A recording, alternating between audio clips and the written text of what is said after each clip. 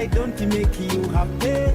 All that time you would be complaining. But baby, how come you never call me? But now with MTN, I have a daily voice bundle. I'll call you every day, yeah yo, baby dondolo. MTN voice bundle, yeah yo, baby dondolo. MTN voice bundle, yeah yo, baby dondolo. MTN voice bundle neza bei dondoro okutera network zona tunga dakika 25 arshirinjira 10 zonka nyigasta emwe not star ibiri emwe hash otoraneho daily bundle ninga kozesa my MTN app ogambe bei dondoro kuba kuturi kugamba hamwe twine kizibira MTN enkora n'obushosholeke nibikuratirwa MTN nereberero kitongole kya Uganda Communications Commission. Abati yansi malinyo tukabikiriza kandi twagundamu na stampu ebyo bwijanja bikukora handwe yezikwawukana malimuka kuguka bayine byome bikukebera omubiri gwawe biketegereze kikuterebaniza kandi nibakeberera hanu so mutwaro gumugonka bayine omubazo gw'okuyigula ebinywa okuterwa omutwe nibajanja bebirwire by'omutima ulcers pressure omusijo okutakira abakuru muhamu n'okuzimba ebigere okurumu munda nibakora ali amani getseja bayino mubazi gwa mano gw'okwijanja bebirwire bya maino nibasubuza green tea abakaruguza mubasanga offices zabwe nkuru buli kya kabiri kya katano kya mukaga hamuna kya sabiti aho Muzizi Road hayi na Stanbic Bank hanju ya Muzeyi Kisembo Akona House abanyamarunda babayo buli kya balaza hasanyuka band lodge ababugwara mubatunge buli kya kasatu executive bar and guest house omwamenyo kuizigira abapuyo abatiyansi mubasangeyo kyakana Pentagon bar and lodge otunulira offices za Apuyo Town Council habwa nyamirimo yabwe nkure ya karuguza bakingura kuruga saha ibirezanye nkyakara kuika saha isatu zekiro mu bichweke ebindi batandika saha isatu ezanye nkyakara kuika saha 11 bagyo abantu nywena ni mwetwa kweja mukaba ba memba nanye mukatandika kora na tianshi kumanya bikukira hotel haziro musanju munana mukaga 13 0400 na 0 musanju ina 0 kienda na 5 10 23 tianshi together we share.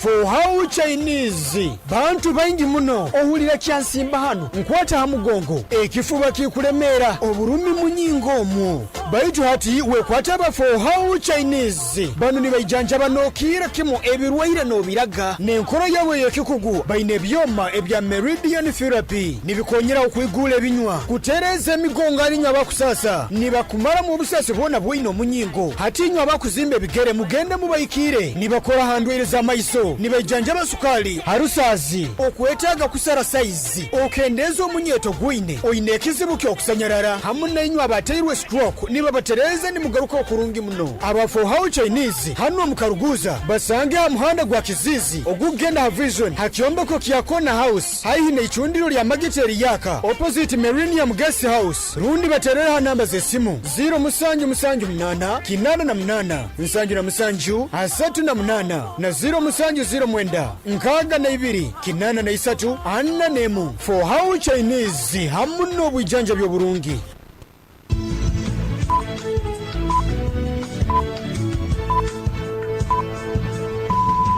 Esaha zikire ibire zekiro ohulirize Kdr 10.3 fama akaire kanu nikakuleterwa MTN voice bundles ezikutera network zona bei dondoro migasita 10 ibiri mu hash rundo yekonyeza my MTN app okome mu daily bundle habo kuba butukubaza itwena titukwemerezebwa. MTN Uganda Limited nererwa Uganda Communications Commission.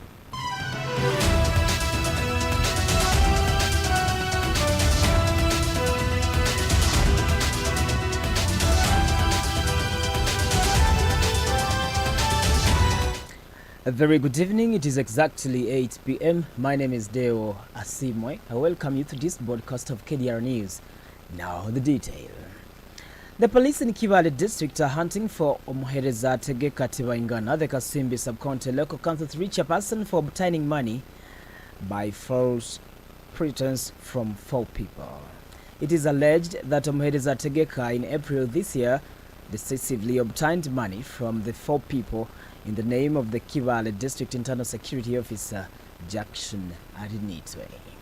Speaking to Deo Asiimwe in his office today morning, confirmed that he has opened a case file at Kibale Police Station against Omuhereza Tegeka on allegations of decisively soliciting money from his victims using his name. Arinitwe, who preferred not to be recorded, reveals that the Giso of Kasimbi Subcounty, William Bisobora, found the gang of people assaulting a suspected thief at the swamp that separates Kiabando Subcounty and Kasimbi, but when he intervened to stop the mob justice, the gang turned against him and assaulted him. The 6 suspects of the gang were subsequently arrested by Kiabando Police Post, and it is from this point Omuhereza Tegeka followed up on the matter at the police and thereby solicited money from the suspects, stating that he was taking it to the DSO so that the case can be abandoned and have them set free. Reliable sources at Kibale Police Station, who preferred anonymity, have confirmed that the DSO Arinitwe opened a case against Omuhereza Tegeka, whom police have summoned for questioning.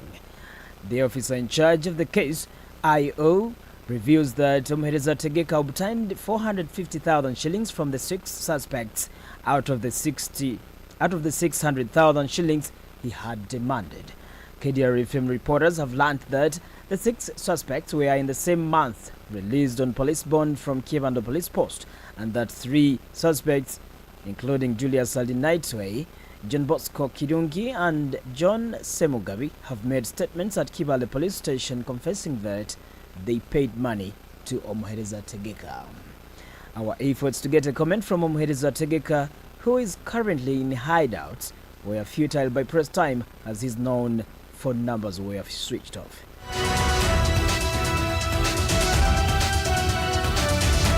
Away from that, police have arrested the prime suspect in the arson attack that left the house of late Reverend Father Joseph Bukia in Kiakibego Kineka C village, Bwamiramira Subcounty, Kibale District, burnt after some property was stolen. The prime suspect, who was arrested yesterday, has been identified as Anatoli Sewante of the same area. Other suspects who were arrested after the incident last weekend are Peter Bosinge alias Boy, Michael Busobozi and Rosemary Tumusime alias Didi of the same area. But Sadiq Yebuze alias Msidamu, who was earlier arrested, was later released last Monday after he was found to be a whistleblower in this matter. The suspects over the last weekend set ablaze the house after stealing belongings, including beddings and other house utensils of the house caretaker Derek Ainomjisha. Sergeant Grace Tukasima, the OC Karguza Police Post, where the suspects were first detained, has today confirmed that the 4 suspects have been transferred to Kibale Central Police Station for further management of their case.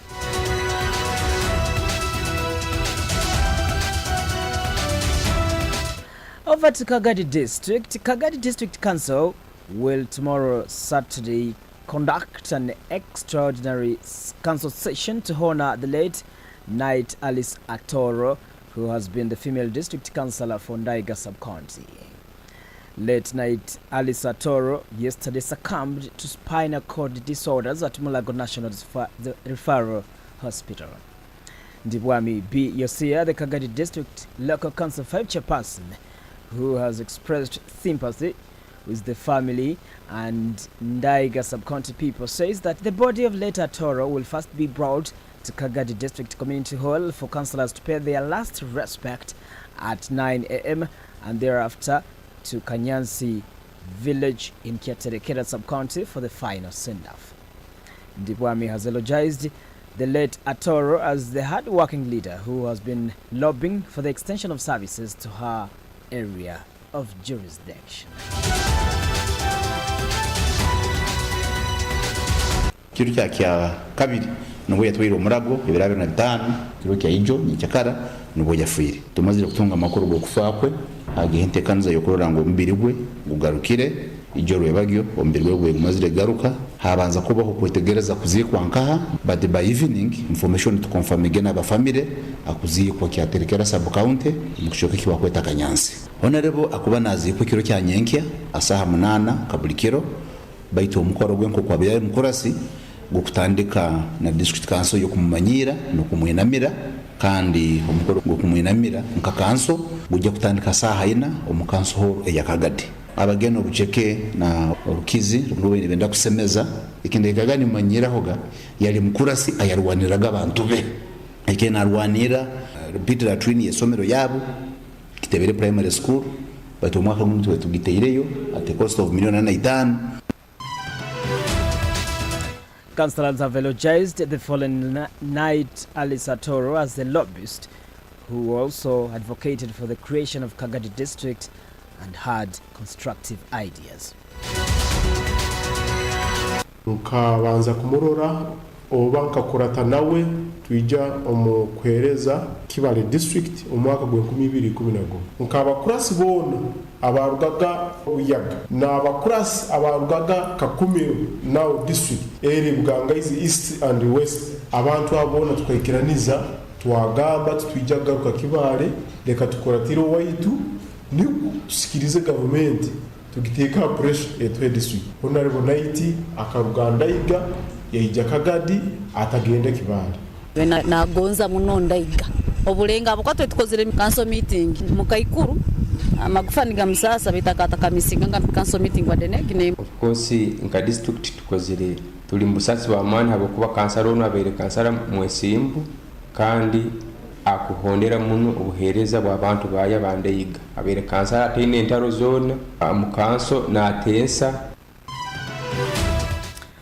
It is very unfortunate. May her soul rest in eternal peace. Now, over to Kakumiro district. At least 29 students have today graduated with certificates in various vocational courses from St. Mary's Vocational Institute under Kakindo Catholic Parish in Kakindo Town Council, Kakumiro district. Kdr's correspondent Tom Kiamanya reports that the students who have gone through a 6-month training have graduated in catering, tailoring, hairdressing and cosmetology, among other courses. At the graduation function, Reverend Father Patrick Shidi, together with other guests from Florida, United States of America, rallied the graduates to employ their attained skills to create their own jobs and also compete for market. Atimurumuna abegi abo kwekamba bakamalire emisomo yabo kandi abaterere kugonza omulimo gwabo no kugutekamu obukodyo obokuyaya no kusikiza abantu kugonza ebintu byabwe barukora. Father Patrick nagirango emirimo y'emikono nekonyera omuna abantu wetungira entaya omaka gabo kandi no butegwa ya muno hano aseri ekyo kurora nkoko Florida ali omugayiga kandi mu Kristo ayagayiga hazibwe cyarani kandi asaba abazaire kwongera kwereza abana babo kutendekwa abokuba obwire bo maiso ni bwijja kwetagisa omuntu kuba ine kintu kyakuyiya kurangu yayemerezaho abakediara chamnya tomu Kakindo Catholic Parish yamataza Kakumiro. Father Patrick Shidi also supported the Catholic churches under Kakindo Parish with over 13 million shillings and also handed over $3.4 million from friends in Florida Catholic faith, and later donated 300,000 shillings to each graduate as seed capital. Anda nyakwerize obusakisi bwe obukaikuru 37 neza dora ukonyera amakerezage enkole Katoliki asagikire abegi banu na dora 35 ezikuingana ingana no bukaikuru 13 n'emitwaro 34 mu sente za Uganda kandi obo buli mwana ya mukwanga dora 10 ye mitwaro 38 kandi ayongeye yeraganiza okongera okusagika abegi n'ebiharani 15 n'abandi abanyakuru mu bihanda ebyokokya ebyoma kusiba isoke kubayija kandi okutumba omuhoteli. Reverend Father Edward Manyireki ataserikali kusemererwa kwe asimire muno Father Patrick na Sister Juliet hamwe n'abakristo ba Florida abo busaki bayikarani bahereza somero lino ne irwali ya St. Mary's Center for Eric Services irwali lino erejali akana kwebembera omukozi waliyo aliago aganyakula idara lino agali ansi bororezi wa Katoliko mu yanga liona abakediara chamnya tomu Kakindo Catholic Parish yamataza Kakumiro. Thank you so much, Tom Kiamanya, for that report. Now, The World Bank has given Uganda's economy a positive mid-term outlook, but forecasts slower growth rates than the government projections. According to the 23rd edition of the Uganda Economic Update, the economy will grow by 6.2% next financial year and improve further to 6.6% in 2025-2026. These growth rates are lower than the 7% Minister for Finance, Planning and Economic Development, Matia Kasaija, gave in his budget speech, between 6.4 and 7% for 2024-2025 budget and double digits in the subsequent years. However, the World Bank country manager for Uganda, Mukami Kariuki, says the sustainability of this good picture needs support and protection from risks. The report hails Uganda's progress on various fronts in the healthcare system, saying it is within the regional standards, even when compared to its relatively bigger peers. In fact, the medium-term outlook, even if a little fragile, looks positive. But to sustain the resilience and achieve inclusive growth, Uganda needs to manage its debt, strengthen revenue mobilization, improve public investment management, plan to manage oil revenues better, and invest more strongly in human capital development drivers such as health. Indeed, a focus on health is a key among the priorities Uganda's young and growing population will face. The country is prone to public health emergencies such as Ebola, yet its public spending on health is low and declining. At $6.8 per capita, the level of spending and investment in health is one of the lowest in the region, even while households and external development partners finance a combined 85% of total current health spending. You are still listening to KDR News Broadcast. This is the news on the international scene. For the news on the international scene, the US. Joe Biden has given a stumbling performance in the 90-minute showdown with Donald Trump, the first televised debate of his presidential election campaign. Democrats expressed concern at the president's performance, with party insiders saying his early answers triggered panic. Top Biden allies have told the media his campaign team overworked the president, and senior White House officials say they are meeting to discuss options. But Vice President Kamala Harris defended Biden, saying it was a slow start, but there is a strong finish. Trump recently attacked Biden on the economy and his foreign policy record, while Biden took aim at his rival's criminal conviction and alleged attempts to overturn the 2020 election.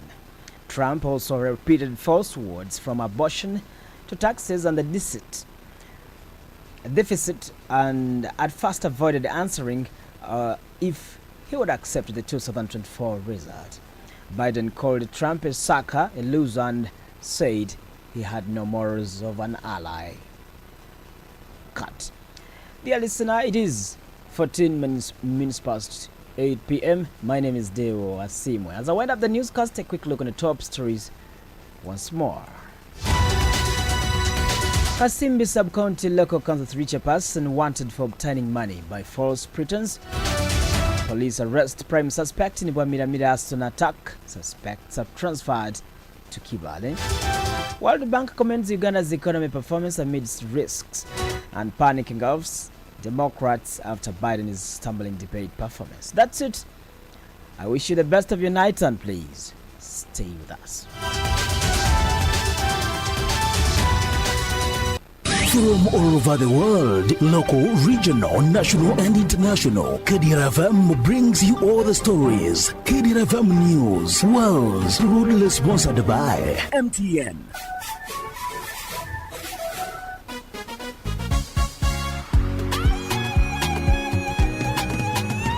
You used to tell me that I don't make you happy.